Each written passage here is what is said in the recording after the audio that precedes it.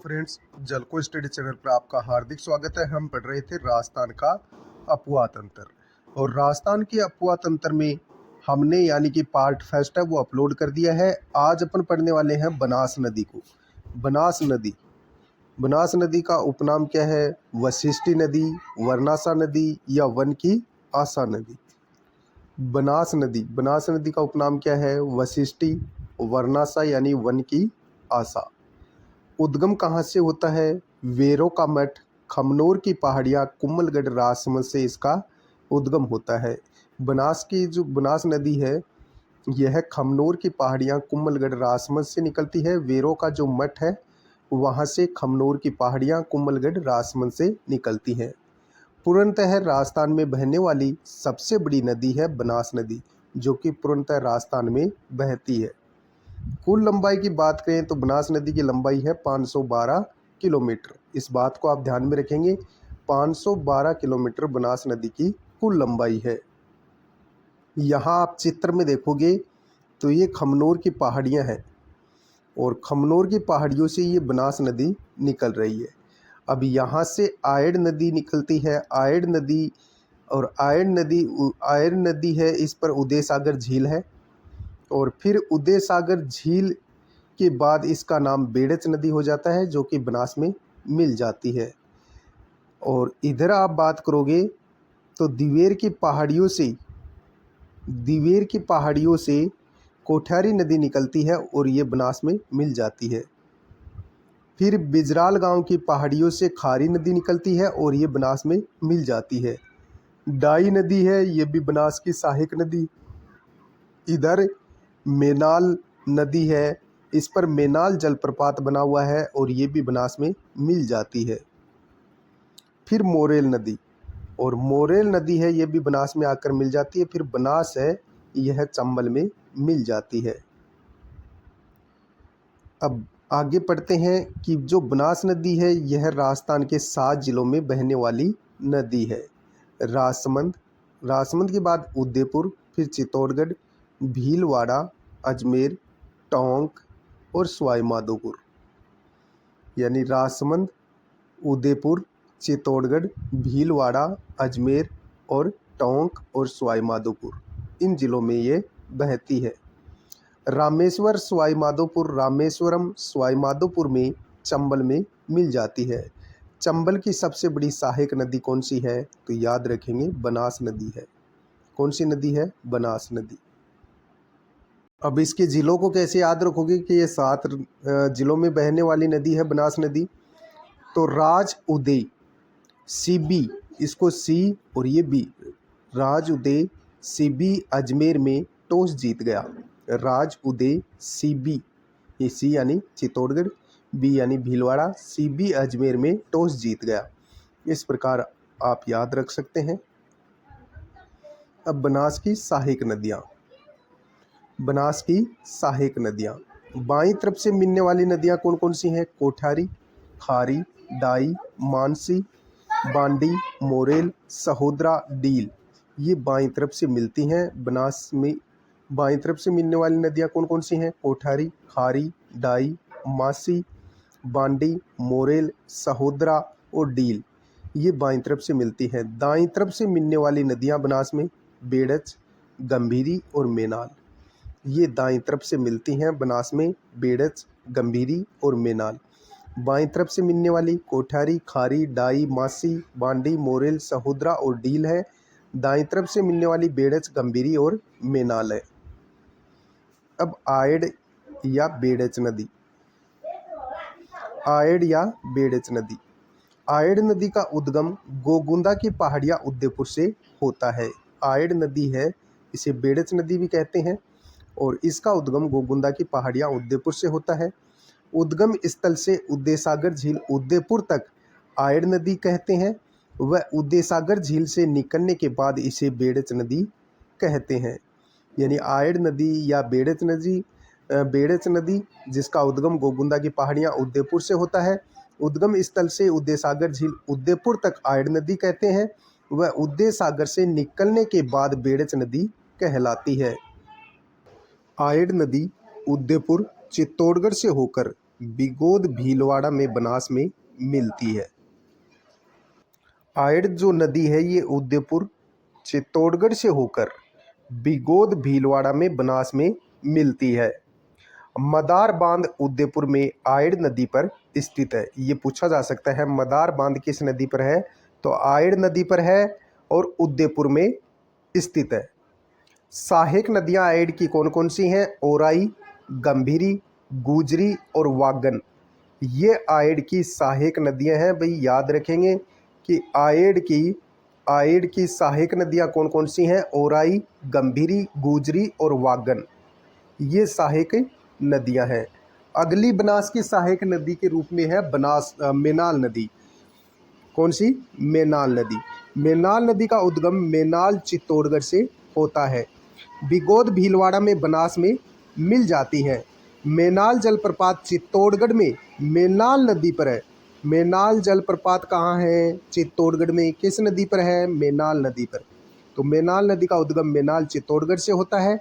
बिगोद भीलवाड़ा में बनास में मिल जाती है और मेनाल जलप्रपात चित्तौड़गढ़ में मेनाल नदी पर है।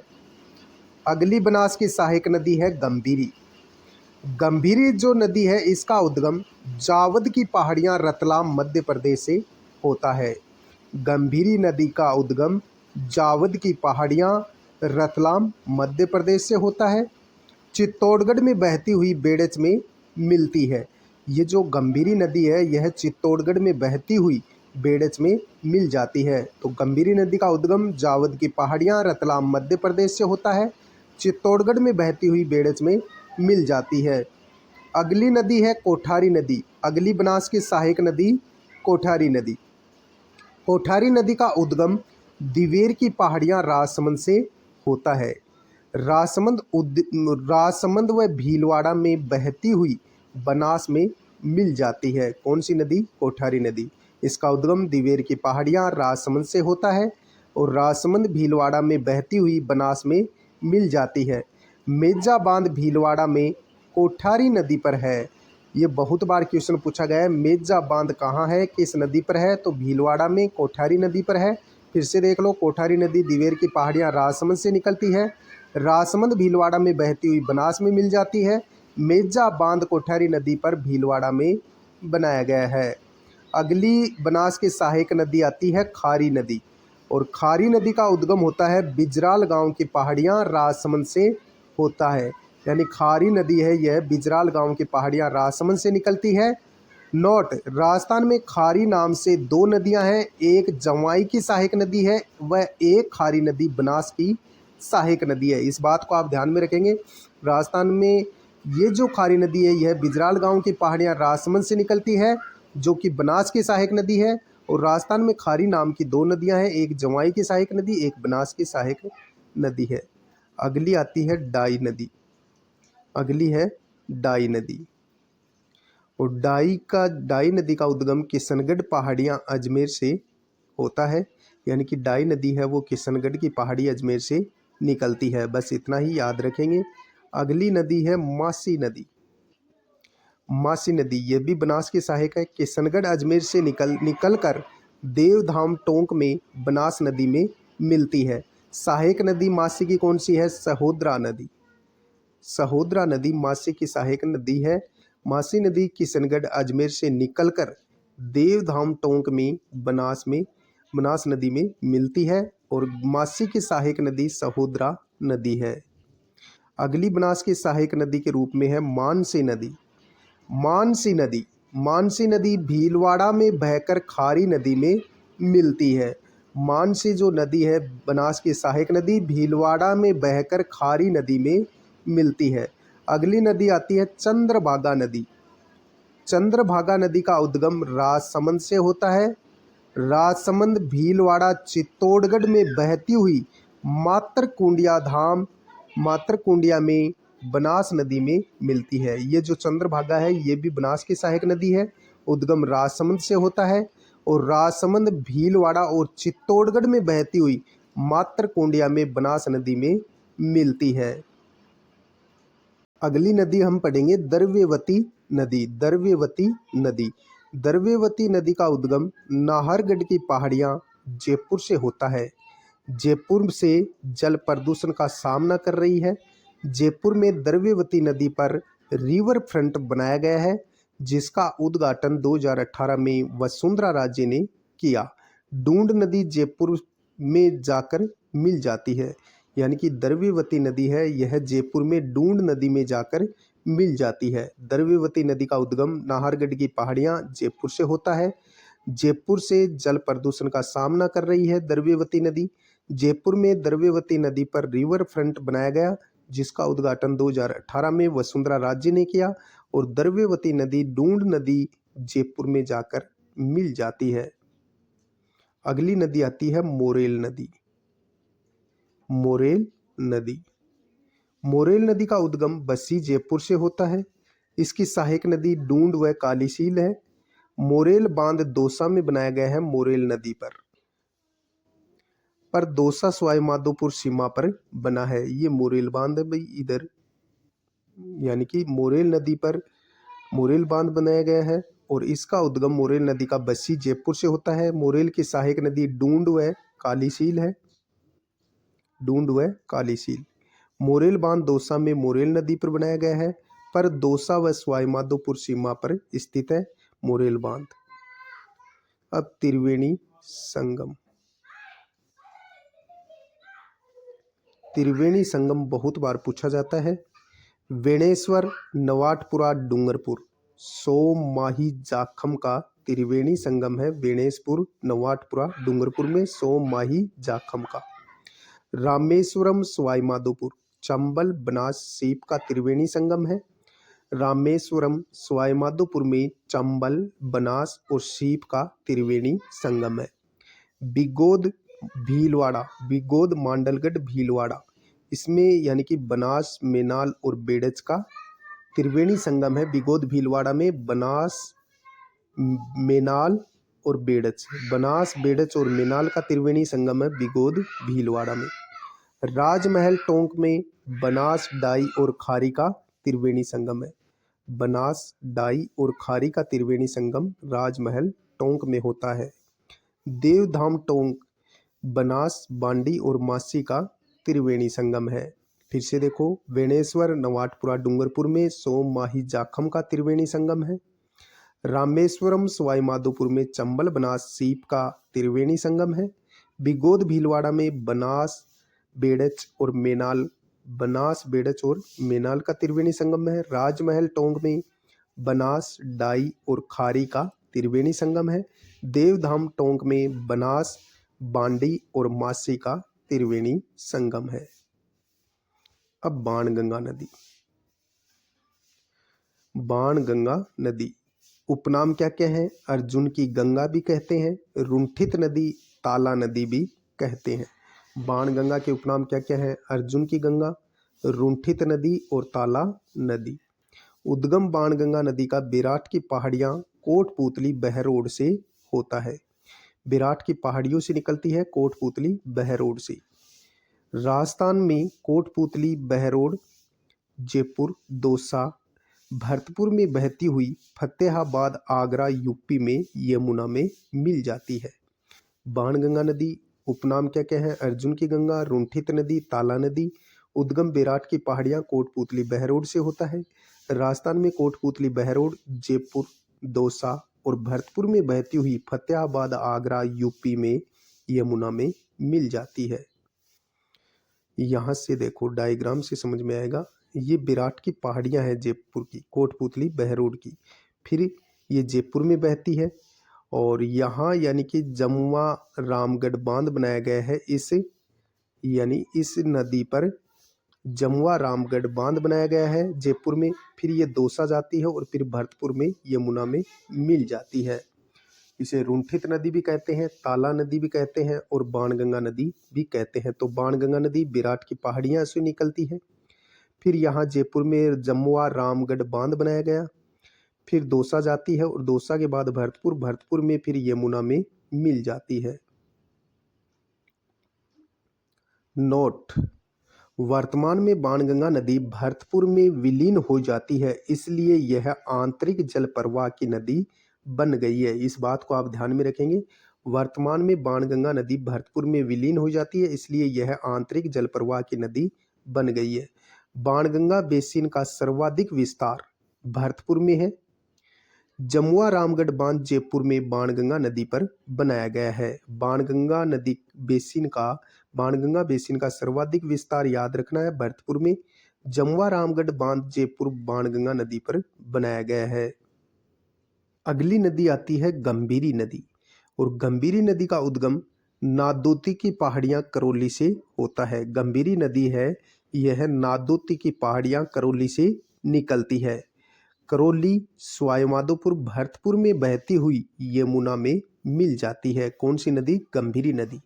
गंभीरी नदी का उद्गम नादोती की पहाड़ियां करौली से होता है, करौली में बहती है, फिर सवाईमाधोपुर में, फिर भरतपुर में बहती हुई यमुना में मिल जाती है।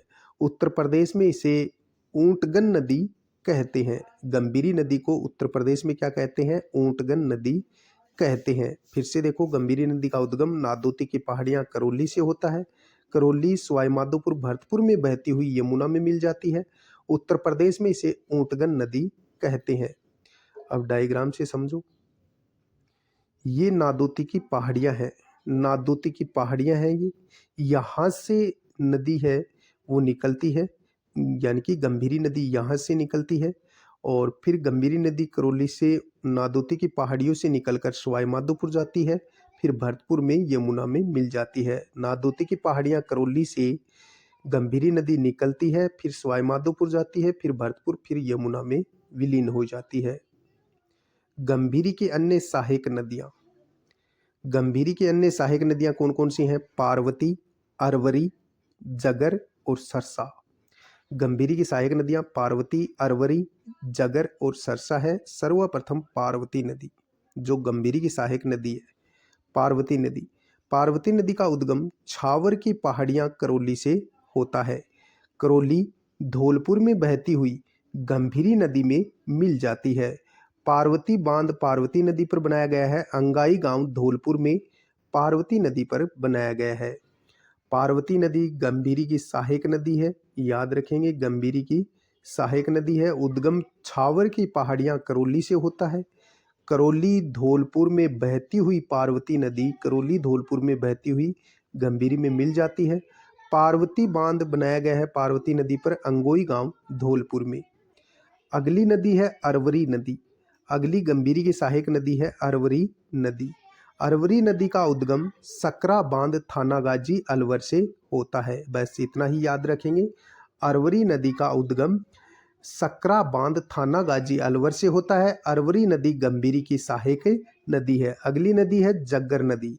जग्गर नदी गंभीरी की सहायक नदी है। उद्गम डांग क्षेत्र हिंडौन सिटी करौली से होता है।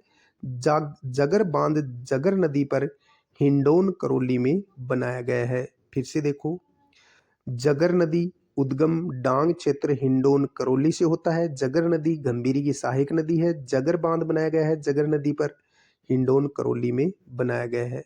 अब पढ़ेंगे अंतः प्रवाह प्रणाली की नदियां। अंतः प्रवाह वाली नदियां, और इसका योगदान राजस्थान में है 60%।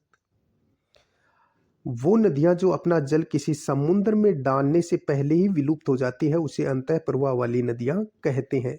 प्रमुख नदी कौन कौन सी अंतः प्रवाह की? घग्गर नदी सबसे बड़ी है।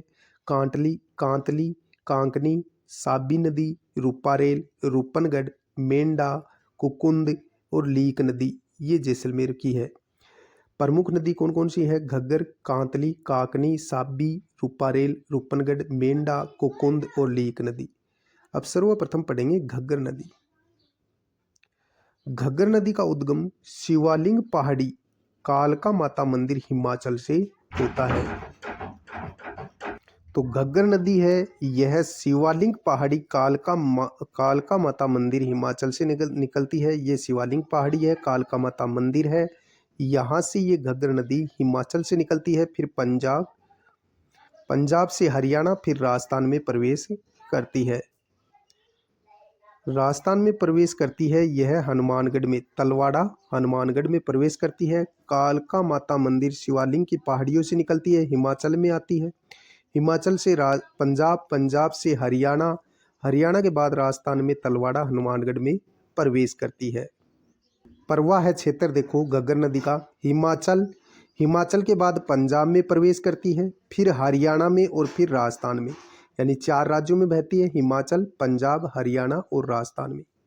उपनाम क्या क्या है घग्गर नदी के? प्राचीन सरस्वती, द्वसदती नदी, मृत नदी, सोतर नदी, नट नदी और राजस्थान का शोक नदी, ये इसके उपनाम है। हनुमानगढ़ में घग्गर के प्रवाह को नाली कहते हैं, पाकिस्तान में यह हकरा कहलाती है। हनुमानगढ़ में घग्गर नदी के प्रवाह को तो नाली कहते हैं और पाकिस्तान में हकरा कहलाती है। राजस्थान में घग्गर नदी का प्रवेश तलवाड़ा टिब्बी तहसील हनुमानगढ़ में होता है।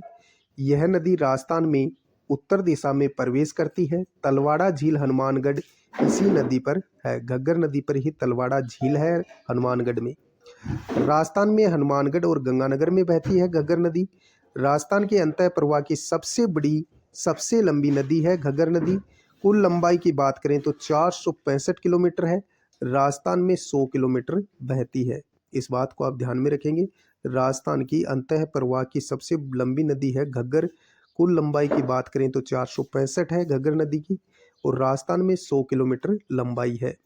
ज़्यादा वर्षा होने पर घग्गर नदी का जल पाकिस्तान के बावलपुर में फोर्ट अब्बास तक पहुंच जाता है। नोट: सरस्वती नदी का उल्लेख ऋग्वेद, वैदिक ग्रंथ, पुराण, महाभारत में भी मिलता है। सरस्वती नदी का उल्लेख ऋग्वेद, वैदिक ग्रंथ, पुराण और महाभारत में भी मिलता है। अगली आंतरिक प्रवाह की नदी आती है कांटली नदी। कांटली नदी, इसका उद्गम खंडेला की पहाड़ियाँ सीकर से होता है। ये खंडेला की पहाड़ियाँ हैं, सीकर से निकलकर फिर ये झुंझुनू में जाती है और चूरू में विलुप्त हो जाती है। कांटली नदी सीकर और झुंझुनू में बहती है, लंबाई इसकी 100 किलोमीटर है। खंडेला की पहाड़ियाँ सीकर से निकलती है, सीकर झुंझुनू में बहती है, 100 किलोमीटर तक इसकी लंबाई है। झुंझुनू को 2 भागों में बांटती है। कौन सी नदी? कांटली नदी। गणेश्वर सभ्यता व सुनारी सभ्यता कांटली नदी के किनारे है। कौन कौन सी सभ्यता? गणेश्वर सभ्यता और सुनारी सभ्यता। कांटली नदी का प्रवाह क्षेत्र तोरावाटी कहलाता है, इस बात को भी ध्यान में रखेंगे। अगली नदी है कांकनी नदी। वो थी काटली, ये है कांकनी नदी। कांकनी नदी का उद्गम कोटरी गांव जैसलमेर से होता है। ये कोटरी गांव है, यहाँ से ये निकलती है, फिर भुज झील का निर्माण करती है। 27 किलोमीटर ये बहती है। कोटरी गांव जैसलमेर से कांकनी नदी निकलती है। उपनाम क्या क्या है? काकन्ने और मसूरदी नदी भी कहते हैं कांकनी नदी को। कम वर्षा में भुज झील जैसलमेर का निर्माण करती है व अधिक वर्षा में यह नदी मीठा खाड़ी में विलुप्त हो जाती है। आंतरिक जल प्रवाह की सबसे छोटी नदी है कांकनी नदी। फिर अगली आती है साबी नदी। साबी नदी का उद्गम सेवर पहाड़ियाँ शाहपुरा जयपुर से होता है। अलवर जिले की सबसे बड़ी नदी है कौन सी? साबी नदी। हरियाणा में जाकर विलुप्त हो जाती है। साबी नदी का उद्गम सेवर पहाड़ियाँ शाहपुरा जयपुर से होता है। अलवर जिले की सबसे बड़ी नदी है साबी नदी, हरियाणा में जाकर विलुप्त हो जाती है। अगली आंतरिक प्रवाह की नदी है रूपारेल नदी। रूपारेल नदी का उद्गम उदयनाथ की पहाड़ियाँ थानागाजी अलवर से होता है। उपनाम क्या क्या है? लसवारी और वराह नदी। रूपारेल नदी के उपनाम क्या क्या है? लसवारी और वराह नदी। रूपारेल नदी उदयनाथ की पहाड़ियाँ थानागाजी अलवर से निकलती है। उपनाम क्या क्या है रूपारेल के? लसवारी और वराह नदी। सीकरी बांध भरतपुर रूपारेल नदी पर बना है। जो सीकरी बांध है वो भरतपुर में है, रूपारेल नदी पर बना हुआ है। इंपॉर्टेंट है भाई, सीकरी बांध कहाँ है? भरतपुर में। किस नदी पर बना हुआ है? रूपारेल नदी पर बना हुआ है। सीकरी बांध से मोती झील भरतपुर को जल की आपूर्ति होती है। मोती झील से सुजानगंगा नहर निकाली गई है जो लोहागढ़ दुर्ग भरतपुर की खाई को भरती है। इसको फिर से देख लो। रूपारेल नदी उद्गम उदयनाथ की पहाड़ियाँ थानागाजी अलवर से होता है। रूपारेल नदी के उपनाम लसवारी और वराह नदी है। सीकरी बांध भरतपुर में बनाया गया है रूपारेल नदी पर। सीकरी बांध से मोती झील भरतपुर को जल की आपूर्ति होती है। मोती झील से सुजानगंगा नहर निकाली गई है जो लोहागढ़ दुर्ग भरतपुर की खाई को भरती है। मोती झील को भरतपुर में लाइफ लाइन कहते हैं। अगली नदी आती है रूपनगढ़ नदी। अगली आंतरिक प्रवाह की नदी है रूपनगढ़ नदी। रूपनगढ़ नदी का उद्गम किशनगढ़ की पहाड़ियां अजमेर से होता है।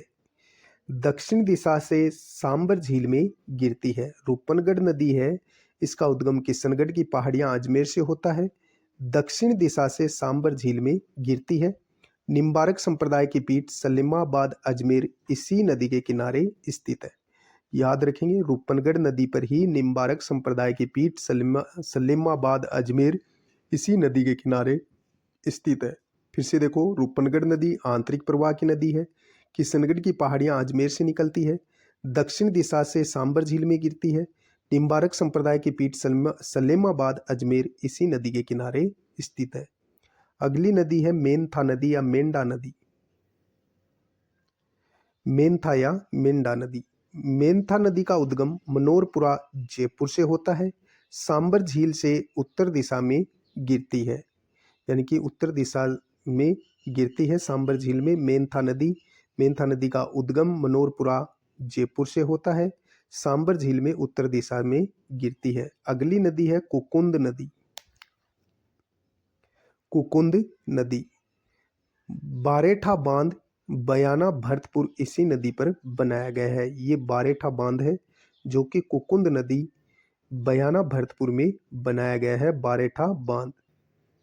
वे जिले जहां कोई नदी नहीं है कौन कौन से हैं? चूरू, बीकानेर, डिग, फलोदी और जोधपुर। याद रखेंगे, वे जिले जहां कोई नदी नहीं है चूरू, बीकानेर, डिग, फलोदी और जोधपुर। अध्यारोपित या आरोपित नदी, ये भी देख लो भाई क्या है।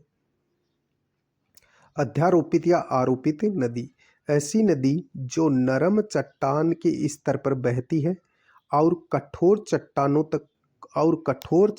तक पहुंचती है, लेकिन प्रारंभिक ढलान का पालन करना जारी रखती है, उसे अध्यारोपित या आरोपित नदी कहते हैं। ऐसी नदी जो नरम चट्टान के स्तर पर बहती है और कठोर चट्टानों तक पहुंचती है, लेकिन प्रारंभिक ढलान का पालन करना जारी रखती है। राजस्थान में चंबल व बनास नदी अध्यारोपित नदी हैं। कौन कौन सी? चंबल नदी और बनास नदी। नदियों का सर्वाधिक अपवाह है जल ग्रहण क्षेत्र किस किस का है? नदियों का सर्वाधिक अपवाह है जल ग्रहण क्षेत्र। ये भाई बहुत बार पूछा गया है, तो इसको आप याद रखेंगे। नदियों का सर्वाधिक अपवाह है जल ग्रहण क्षेत्र। सर्वाधिक बनास का है, फिर लूनी का, फिर चंबल का, फिर माही का।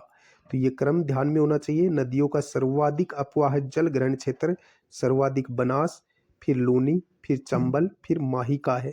नदियों में उपलब्ध सतही जल सर्वाधिक चंबल का है, फिर बनास का है, फिर माही का और फिर लूनी का। फिर से देखो, नदियों का सर्वाधिक अपवाह जल ग्रहण क्षेत्र, बनास पहले आएगा, सर्वाधिक अपवाह जल ग्रहण क्षेत्र में फिर लूनी, फिर चंबल और फिर माही।